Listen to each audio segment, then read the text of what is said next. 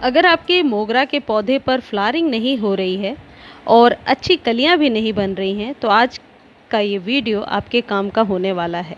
Video को अंत तक देखिए। आज के इस वीडियो में मैं आपको दिखाऊंगी कि किस तरीके से मोगरा से जुड़ी हुई जितनी भी परेशानी होती है उसको हम सॉल्व कर सकते हैं। कुछ निश्चित स्टेप्स को फॉलो करके हम अपने मोगरा में बहुत सारी फ्लावरिंग ले सकते हैं। वैसे तो ये मोगरा का ही सीज़न है, लेकिन कई लोगों की ये शिकायत होती है कि उनके मोगरा के प्लांट में कलियां बहुत कम आती हैं, और यदि कलियां आती भी हैं तो वह बहुत छोटी होती हैं, उसकी लाइफ एक दिन भी नहीं होती है।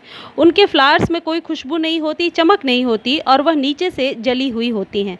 ऐसी ही कुछ समस्या मेरे भी इस मोगरा के प्लांट में हो रही थी। यदि ये सारी समस्या आपके भी मोगरा के प्लांट में हो रही है तो सबसे पहली टिप ये है कि आप ये चेक करें कि कहीं जड़ें तो नहीं भर गई हैं या रूट रॉट तो नहीं हो रहा। यदि मोगरा के लिए आपने छोटे पॉट का चुनाव किया था तो ये समय आ गया है जब आप इसे बड़े पॉट में रीपॉट करें। मोगरा के प्लांट को कभी भी 10 इंच से कम के पॉट में नहीं लगाना चाहिए, क्योंकि ये सालों साल चलने वाला पौधा होता है।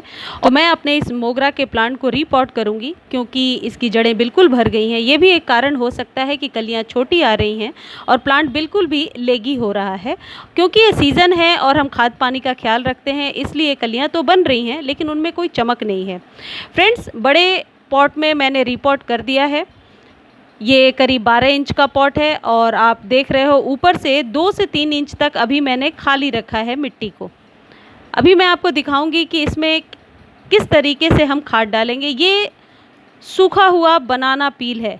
आप इस जगह पे बनाना पील फर्टिलाइज़र लिक्विड के तौर पे भी दे सकते हो, लेकिन ये मैं ड्राई करके मल्चिंग के तौर पर दूंगी। फ्रेंड्स, जितने भी फ्लावरिंग प्लांट्स होते हैं, खासकर मोगरा की जो मिट्टी होती है उसमें मॉइस्चर बनाकर रखना होता है। इसलिए दूसरी चीज़ ये है कि मल्चिंग बहुत ज़्यादा करके रखें। ऊपर से मल्चिंग ऐसी करें कि हवा का एरिएशन नीचे तक जाए और जो मिट्टी है वो भुरभुरी भी बनी रहे। मेरे ख्याल से आप समझ रहे होंगे कि मिट्टी को गीला भी नहीं करना और मॉइस्ट बनाकर रखना है, जिस तरीके से आप ये मिट्टी देख रहे हो। फ्रेंड्स, सबसे पहले गुड़ाई कर दीजिए। गुड़ाई के बाद आप किचन वेस्ट से जो खाद यदि आपने घर में तैयार किया है या गोबर खाद, ऊपर से 1 इंच भर दीजिए। ये है स्टोन डस्ट। स्टोन डस्ट क्या होता है ये आपको पता है, अभी 2 दिन पहले ही वीडियो डाला था मैंने। जितने भी वाइट कलर के फ्लावर्स होते हैं उन्हें कैल्शियम की ज़्यादा ज़रूरत पड़ती है और स्टोन डस्ट एक अच्छा विकल्प है इसके लिए। आप चूना या फिर मार्बल डस्ट का भी इस्तेमाल कर सकते हैं। यदि आप चूने का इस्तेमाल कर रहे हैं तो 12 इंच के पॉट में आप बिल्कुल आधे चम्मच चूने को पानी में घोल करके आप अपने इस प्लांट पर दे दीजिए। फ्रेंड्स, आपको पता होगा कि चूना किस तरीके से हमारे प्लांट पर कैल्शियम का काम करता है, लेकिन चूने की मात्रा ज़्यादा पड़ जाने से मिट्टी अल्कालाइन हो जाती है और फ्लावरिंग लेने के लिए मिट्टी को थोड़ा एसिडिक रखना ज़रूरी है। लेकिन मैं आपको सजेस्ट करूंगी कि चूने से भी अच्छा होगा यदि आप स्टोन डस्ट का इस्तेमाल करें, क्योंकि स्टोन डस्ट कैल्शियम को देने में भरपूर सहयोग करेगा।